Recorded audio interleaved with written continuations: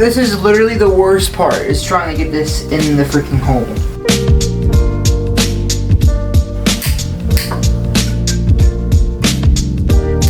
If I break a string at a live show, I'm so screwed. Oh my god. I'm done. How's it going, my peeps? Hope you guys are having a wonderful and a blessed day. And today I'm going to teach you how to get to that crushing, freaking heavy guitar tone that makes you just want to. First off, I want to go over the fact.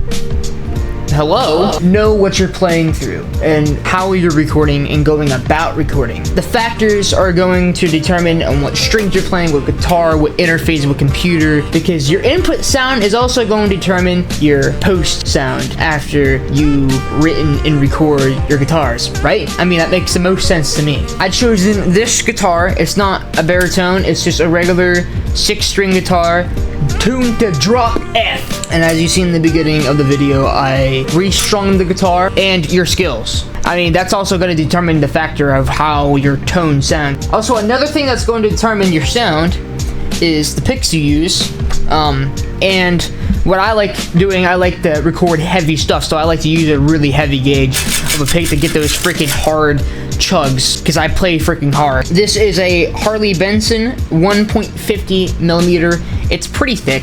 How I go about recording my guitars is, first I put everything in a bus or in a folder, or however you want to call it. So pretty much what it does is separates every instrument that you put it in. So if I wanted to mute or solo my guitars, I could just click the bus and it would solo all the guitars in one. But what I was saying that I just found that I could do is have my DI and my main rhythm record at the same time. As you can see right here, this is my DI guitar, which is just that. That is your DI tone, your clean tone. But what I usually do, I go on my input effects, which means whatever goes into my input is what's gonna come out. How usually people go about this, they would use their output effects. So everything will still be their DI tone if they took everything off. But I like to keep my tone bare bones, just sticking with what I got and dedicating myself to that tone, because that's how I roll. But also for other reasons, if you don't like that tone or if there's something wrong with it, you can always use the DI tone to fix it. So I like to just store it away, put it on when I use it. Make sure you're you're recording right. So if I had a guitar tone in my input right here, that would be my distortion, and then I would have my DI tone. So if I need to fix anything, I would have my DI, you know what I mean? It just makes things so much more easier down the road when you want to fix your tone. So it's just kind of like planting a seed. So you just want to make sure that everything that you have is planted well, that your foundation is well, that you already have a good sound, good DI sound to begin with. You don't want that sound. Like I said, you want to focus on your clean tone first. So what I think I'm going to do, you can also do this post if you want, but I'm just going to pull up some regular Reaper EQ, because as you can see, when I have my guitar on, it's going to add some weird I don't know why it does that, it just does. So my interface that I use a Behringer, and it has these buttons on the front. So as you can see, when I click on one of them, it's called a pad. It completely removes that, so which is really nice. But when I turn my pickups back on, that high-end resonance comes back. So what I'm gonna do, I'm gonna just do a high pass and low pass cut here. I'm gonna cut about around 70, around 80 to 70. I typically do around 80, and then I'm just gonna do right here 12K, and then bring that sucker down. Alright, so bam. Now we got a high pass and low pass filter. This will get rid of all of the unnecessary garbage that we don't need in my DI tone. And then I would like to pull up some fab filter for this too. So what I will try to do here is try to find that clicky sound that the guitar has in the DI tone. So it's a little bit more, it has that crunch to the tone. So I just bump the sucker up like this until you find that sweet spot. I'd typically find it at 15K here. And just lower that. And then a really nice high-end sparkle. I would want to say around Then here's some boxy frequencies that we don't want, so we're gonna just drag that down, and then a little low end. Nothing too crazy, just something just to, actually, I think I'm just gonna cut out that low end. Maybe a little bit of mids, a little 500. So now that we got our DI tone shaped a little bit more, to kind of glue that all together, I'm gonna add a little bit of sat, slightly push it. Never mind, don't listen to me, I was wrong. That's the tone that we have right now. So this is the clean tone without all the processing for the input. And then right here is with the EQ moves and a little bit of saturation added to it.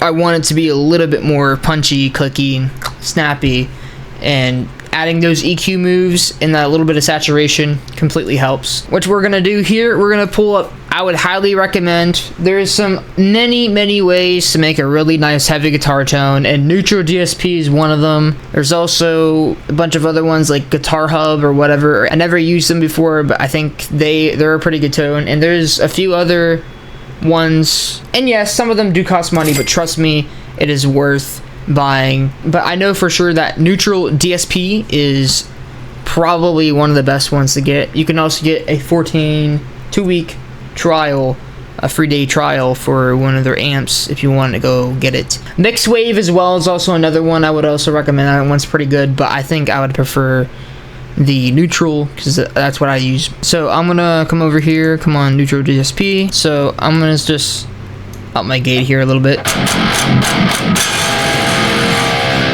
And also you want to focus on is your gain. So with any amp you would turn up the gain first to turn up the volume. So what you're gonna do is you're gonna take your gain here and you're just gonna, until you find that sweet spot.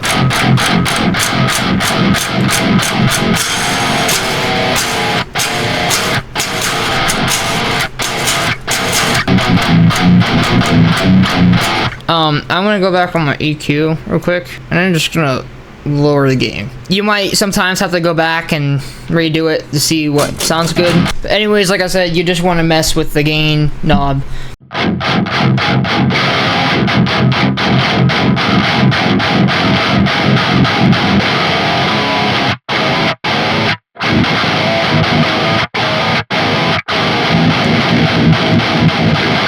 So with guitars, you want to know that guitars are a mid-range instrument. That means that your guitars are going to lay in the mids. So you gotta understand where your instruments sit at in the frequency spectrum. So you don't want to do something like this. You don't want to like turn off the mids like this and then turn up the treble and have the bass and be like, yeah, that sounds good. And I used to do this too, and I thought, oh yeah, this is a good tone. Don't ever do that. Okay, except the bass. The bass sometimes I'm kind of getting there. But you want to up your mids. Always up your mids. That's what I do every time I set my guitar tone, because it's a mid-range instrument. So you're just going to take your mids and bump them up. Okay, to whatever sounds good for you. If your guitar already sounds mid-ranged, don't touch it. But I have the need to turn it up there. So, and then up the treble a little bit. Up the bass. The depth will also give you a little bit more low end, which I don't really like because it makes it sound boxy. So this is kind of what the depth does. This is all the way up. And you might think, that's pretty, you know, freaking chunky, but like that's a lot of low end rebel you don't want. So try to keep it 10, 9 o'clock. And then the persistence is gonna go up. Slightly move it. I wouldn't try to go past anything like, I would say 4 or 5 o'clock, or it would sound, which is what you don't want. So instead of the tone just being all compact, you know what I mean? It starts to open up a little bit more. Okay, so here, I'm gonna give you a mere example. So the persistence is all the way down, right? I'm gonna turn it up as I chug, right? And you're gonna turn it until you hear that, until you hear open up a little bit more. Did you hear that? So I'm gonna try that again.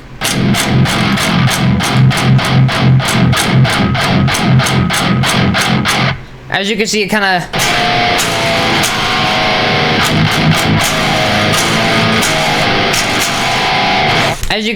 of, opened up on volume a little bit. It kind of boosted the mid-high end.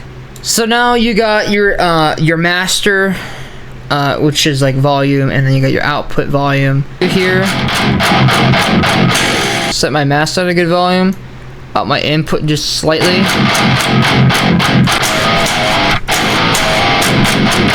Or what I could do, I could turn this down. Turn my output down a little bit so it's clean, and then up this output. So this way, okay, so what it's doing here, this is upping the output on the amp itself. And if you try to boost it the whole way, it's gonna make it sound really clippy and not good. But this will just kind of up the volume of the whole thing itself here, with these included. But this way it will kind of help tame the output volume here a little bit more, but you could still be relatively loud without destroying your tone. And the thing about one of the Mixway plugins for Spearbox, there's like this button on the side here that you can press, and you can just up the whole thing and it won't clip, and it's kind of really cool to have, because you can still have a super loud guitar, but it doesn't matter because it's not clipping. But you do want to be careful with that, because you still want to give yourself a little bit of room when having a loud tone. And I try to keep it tamed much as possible, but loud as possible. So now after you're done messing with this, you're gonna go to your cab, because this is the most important part. There's a lot of ways you can get a good guitar tone, but it's always the cabs that you want to focus on when doing this. Alright, so I got these ML Sound Lab. Alright, so there's all these different freaking impulse responses that I have. That doesn't sound bad. It's actually pretty good.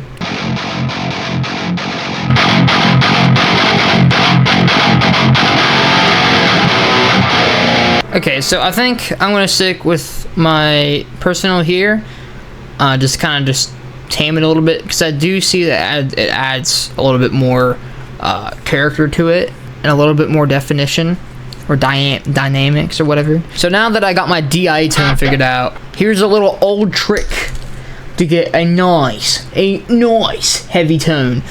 This will pretty much do the trick on anything you do, whatever it is. So this is the tone,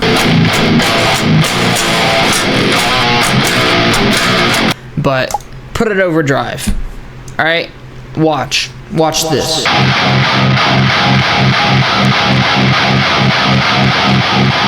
But that's just how you get that extra. Oh yeah, put an overdrive pedal always. That's how you just get that extra. What I feel like I am lacking though is a little bit more low end. That's the garbage man. I'm gonna mess with this EQ. Noting that we just boosted a bunch of frequencies, I like using this as well to shape the tone a little bit more.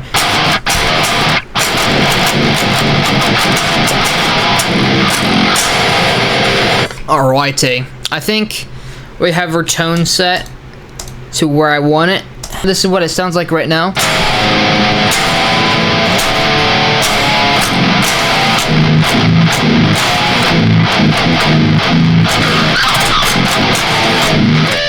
So then after you get your tone and then you're satisfied with it, sometimes you would have to make a few tweaks. That's all a part of getting a tone. I like to name my guitar freaking really okay. Are we done focusing over here? I'm over here, dude. My freaking camera won't focus on me. Alright, so I like to name really stupid stuff for my guitar tone, so let's just call this Crunch Nater. What you're gonna do, you're gonna write a riff, okay, and make sure you play it good. And then what's also going to determine your tone is your bass tone and your drums. Keep this in mind. If you don't have good drums, everything else is gonna suck. So now that I got my tone, I'm going to put this left and right. So the settings on the impulse response, or the IRL or whatever, the cab, I switched some of the mics on my left rhythm amp, my main rhythm. I kind of did a little bit of tweaking, not to extent where like you can completely tell the difference, but it shapes the tone up a little bit more. I'm definitely gonna have to raise my left side because I can definitely tell that my right side is louder than my left. So you kind of want to make sure that's balanced. I don't know if you can see, but right here, this is slightly louder than this one. So I'm just gonna have to just oof. But now my left side's slightly louder, so I'm just gonna have to just, you know, eyeball it. So now they're balanced. I mean, it's not gonna be perfect, but they're like this. One of them is like this, and the other one's just going like this, so back and forth. So there's a little bit more. It's a little bit more realistic instead of it just staying like this. So the levels are not going like this. Levels are going like this. In a live setting, if you had another guitarist that had a completely different amp as the other guitarist, it would be a completely different sound, right? And the levels would be different because it would have all their preferences. Like, this is how I want my tone, this, you know what I mean? Instead of the levels being like flat like this, maybe slightly moving like that, the levels are, you know, changing, which is nice to have because it's more raw. It's a lot more natural. Also, keep in mind you got leads. Keep in mind that you maybe got a dirty tone. Actually, I almost forgot. And it really honestly depends on your tone, like your playing as well, because adding more guitars could add phase issues. If you're really practiced and know what you're doing, it should not be an issue whatsoever. Okay, so now what we're gonna do, we're gonna call this dirty rhythm. And then you're gonna have two of these. And then right here is your DI tone. I'm just gonna go into Gorgira again. And what I'm gonna do here is I'm gonna have the gain super low. Like really low, so it's not over pushing, but you still got crunch. It's like a dirty tone, right? And then I'm gonna add an octave because that would be cool. So that to me right there, that right there is kind of supplying a little bit more click, a little more crunch, which is really nice because what I'm looking for. I call it the crunchinator. So it's gonna give me, that's what I'm looking for. I'm looking for a crunchy, thick tone. So what I'm gonna do now, I'm going to write a riff. I'm gonna put bass over it and drums over it, and I'm gonna show you so we can see the full outlook on how the tone shaped the rest of the stuff.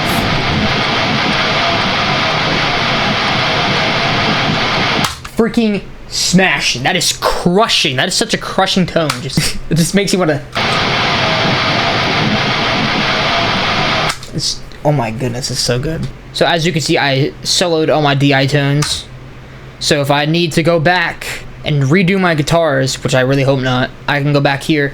Or if I'm sending stems to somebody else, but I do everything myself, so I don't really need to. But if the case is, if I don't like this tone after I'm done mixing it, well, if the mixing isn't the issue or the mastering and it's just the tone itself, because I'm using my input effects, I can go back to my DI tone and fix everything I need to. So I'll tell you what, that DI tone is freaking smacking, freaking delicious.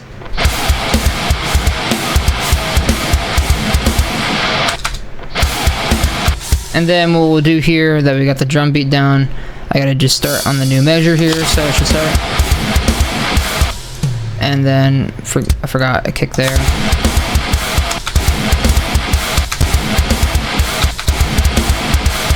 There. Yeah, there we go. That's freaking oomph.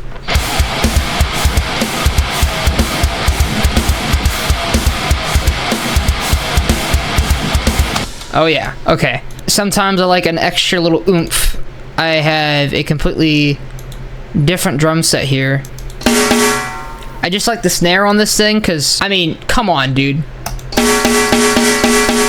Oh, it's so good. So I just keep the snare on here. Sometimes I add like the chinas or some cymbals on here because the cymbals are really good on this too. So it's on every 3. My camera just died.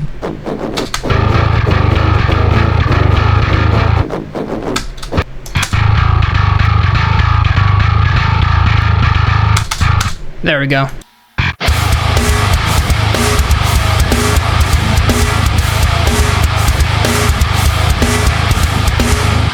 Oh my goodness gracious. I know you can't see my beautiful face, but I am making that stank face right now. My battery's exhausted. I think it died on me.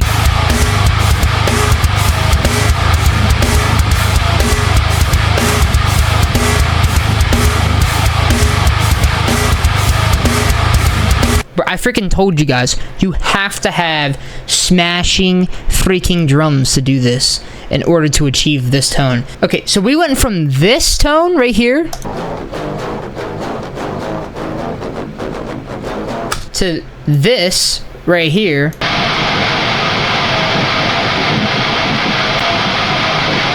to this, and see how the freaking bass shapes the guitar tone too.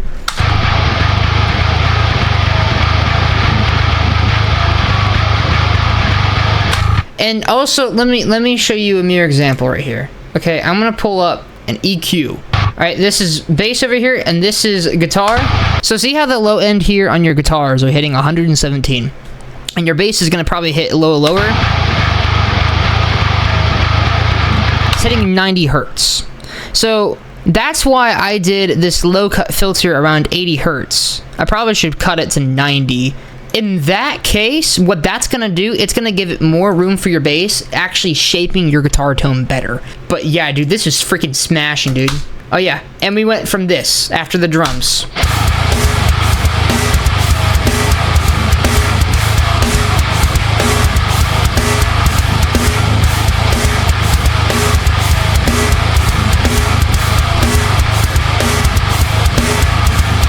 That is freaking oomph. That is oomph right there. Alrighty, my peeps. I hope you guys enjoyed this little episode on how to make a crunchy freaking guitar tone. If this was helpful at all, make sure you comment down below and let me know on how you guys shape your guitar tone, or if you have any special ways on how you do it, because I'm still trying to learn myself. I know you can't see my beautiful face, but I am making that stank face right now, and I know you guys probably are as well.